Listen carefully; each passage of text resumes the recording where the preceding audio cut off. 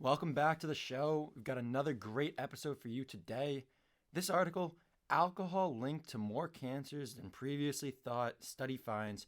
And this story is from The Guardian by Rachel Hall. And this shouldn't be that surprising, but I know that this will probably be surprising to a lot of people. Alcohol consumption, the study found in this article, is linked to several cancers, those of the head and neck, those of the mouth, pharynx, larynx, breast, and liver, just to name a few. And this was from a study led by Imperial College London, so it is a reputable source. And it also showed that drinking at least 1 cup of coffee per day correlates with a lower risk of liver cancer. So it's a little silver lining for people who drink alcohol, but also drink coffee. I actually don't really drink either anymore, but I know that I used to, so it's definitely kind of concerning. And most people in society don't understand the link between alcohol and cancer. Some people can kind of deduce it, but other people aren't really even aware that this exists, and this could be breaking news to them and might even change the complete way they live their lives. So let's get into the interpretations of this. So either one, you either believe this, you either believe that alcohol causes cancer, or you don't, or you just believe that the study is fake news. You think that it might be flawed in a way. I think the evidence is starting to mount that it does, but again, just an interpretation. Another interpretation. Alcohol is just one factor that may cause cancer, but not the only. It may have to do with lifestyle issues such as whether you exercise or the type of foods that you eat. So it's a lot more nuanced. It could be that there are other life choices that are going into this, and it may also have to do with genetics. So there may be more factors than we once thought. Another one, this interpretation is that this only applies to heavy drinkers or binge drinkers, but you could also say that it only applies to moderate drinkers, people who only drink maybe 1 drink a day, which is actually what the study kind of showed. But again, there needs to be more evidence and more studies for there to be a clear link. Another interpretation. Society should stop glorifying alcohol and make this connection more apparent. Raise the public consciousness and awareness about this issue, or, let's just party, forget about it. Stop doing this. You're trying to make people all depressed. My goal with this is not to make people depressed or to tell people to stop drinking. If you're of age, make your own decisions.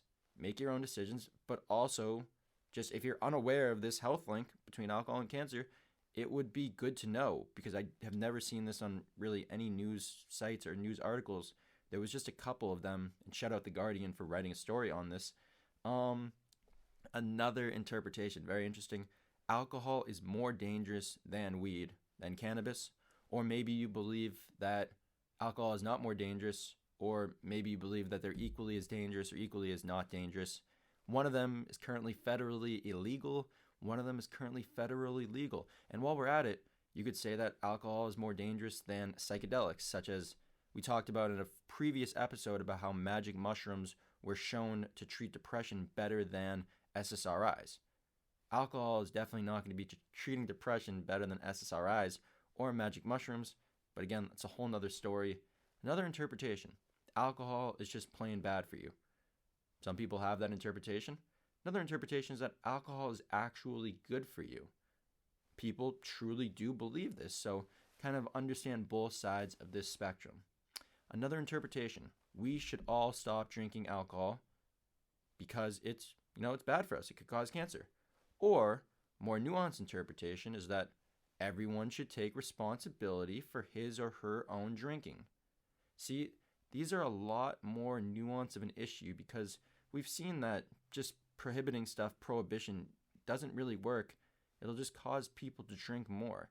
And that leads into the next interpretation, which is that one side of the aisle would say, this shows that alcohol should be illegal. Nobody should even be allowed to drink it. Another interpretation is that prohibition doesn't really work, and it won't solve this issue, and it might only make it worse. I'm kind of on that side of the aisle.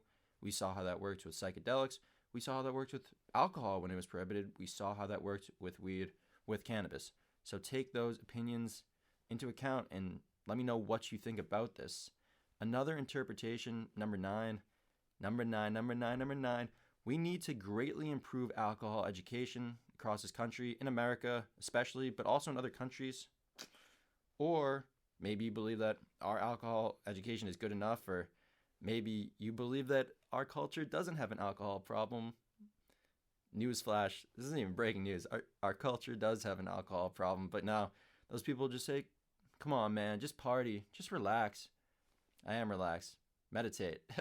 And the last interpretation is that this is one of the greatest public health issues of our time. Or on the other spectrum, you could say that this is not important at all. The news shouldn't be covering this. You shouldn't be talking about this. People shouldn't be talking about this. Or maybe you are somewhere in the middle. So let me know what you think about this very interesting study. Alcohol linked to more cancers than previously thought. Are you surprised? Is this news to you? Is this worrying? Will this change your drinking habits? Will this not change anything? Is this more just like funny? Or just let me know what you think.